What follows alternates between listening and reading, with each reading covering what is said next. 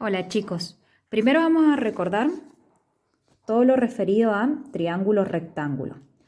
Con respecto a sus ángulos, tenemos que recordar que son tres, obviamente por ser un triángulo, donde dos de esos ángulos son agudos y uno es el ángulo recto, por eso su nombre triángulo rectángulo.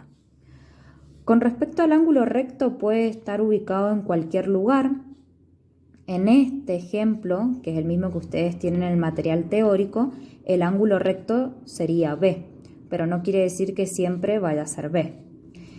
Y mirando este mismo ejemplo, los dos ángulos agudos sería uno es A y otro es C. Recuerden también cómo se escribían los ángulos.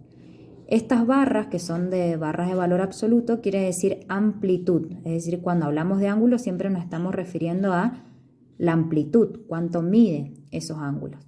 Y el símbolo arriba, que justamente indica que es un ángulo. También a los ángulos se los puede designar con letras griegas, pero acá nosotros lo hemos trabajado con letras minúsculas. Y con respecto a los lados de un triángulo rectángulo, obviamente son tres. Dos de ellos se llaman catetos y hay uno que se llama hipotenusa.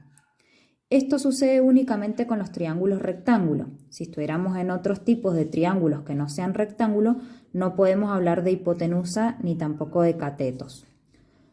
Lo primero que ustedes tendrían que hacer en un triángulo rectángulo es reconocer o distinguir cuál es la hipotenusa. La hipotenusa nos dábamos cuenta porque con respecto a la longitud es el lado de mayor longitud, o sea, el lado más largo. Pero si no tengo las medidas, como en este ejemplo, me puedo dar cuenta porque es el lado que está enfrente del ángulo recto. O sea que tendríamos que primero reconocer el ángulo recto, ver cuál es el lado que está enfrente y ese lado es la hipotenusa. En este ejemplo, la hipotenusa sería el lado AC. Por lo tanto, los otros dos lados se los llama catetos. Y también recuerden la simbología, las barras acá quieren decir longitud, porque cada vez que hablamos de lado es para conocer o calcular la longitud. Y la línea arriba justamente hace referencia a lado y no este símbolo que era ángulos. Y fíjense que cuando nombro los lados siempre utilizo dos letras minúsculas. También se le puede designar a todo el lado con una letra, pero en este ejemplo lo teníamos con letras minúsculas, entonces tengo que escribir dos letras para indicar el lado. Si estoy hablando del lado AB, es lo mismo que diga BA, o sea que el orden de las letras no importa. Una vez que recordamos cómo son los ángulos y cómo son los lados de cualquier triángulo rectángulo, vamos a pasar a ver cómo se resuelven los triángulos rectángulos. Primero que nada, resolver un triángulo rectángulo quiere decir calcular la amplitud de todos los ángulos. Obviamente ya sabemos siempre que uno de ellos va a ser de 90 grados, entonces en realidad sería calcular la amplitud de los otros dos ángulos agudos y calcular la longitud de sus tres lados. O sea que al resolverlo tengo que tener todos los datos conocidos. Aquellos datos desconocidos tengo que justamente averiguarlos para poder resolver el triángulo. O sea que ustedes cuando se encuentren con un ejercicio que diga resolver el siguiente triángulo rectángulo, quiere decir que tengo que calcular todo lo desconocido, todos los datos que falten por conocer en ese triángulo.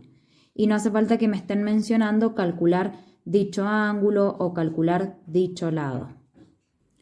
Entonces, para resolverlo, tenemos que saber aplicar tres cosas. Una es la propiedad de ángulos complementarios, otra es el teorema de Pitágoras y otras son las razones trigonométricas. Lo que tengo que distinguir muy bien es cuándo voy a utilizar esta propiedad, cuándo se utiliza el teorema de Pitágoras y cuándo se utilizan las razones trigonométricas. Empecemos con la propiedad. Ya el nombre me dice que es una propiedad sobre los ángulos complementarios. Entonces esta propiedad la vamos a utilizar únicamente cuando estemos calculando ángulos. Si estoy calculando lados, no puedo usar esta propiedad. Los ángulos complementarios eran aquellos que siempre al sumarlos medían 90 grados. Esos eran los ángulos complementarios. Si nosotros volvemos acá al triángulo rectángulo, ya dijimos que uno de sus ángulos mide 90. Y a su vez hay otra propiedad que dice que la suma de los ángulos interiores de cualquier triángulo debe dar siempre 180 grados. Entonces es sentido común o interpretación. Si este ya sabemos que mide 90 por ser un triángulo rectángulo, quiere decir que la suma de los dos ángulos agudos también me tiene que dar 90. Para que estos dos que suman 90 con este que ya mide 90 me formen los 180 grados que tienen que medir la suma de todos los ángulos interiores de cualquier triángulo. Entonces por eso, siguiendo con este ejemplo de triángulo rectángulo, en este caso, la suma de los dos ángulos agudos me tiene que dar 90 grados. Esa es la propiedad de ángulos complementarios. Ya dijimos que esta propiedad sirve para calcular ángulos, pero a su vez tengo que tener en cuenta que para poder calcular uno de los ángulos tengo que conocer el otro ángulo.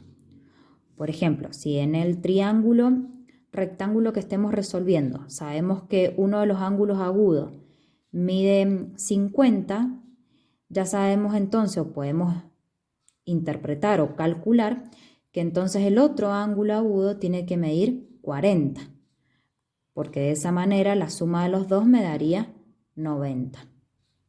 Esto sería como trabajar una ecuación. Si conozco uno de los ángulos agudos y el otro ángulo agudo es la incógnita, despejo esa incógnita para saber cuánto mide el otro ángulo agudo.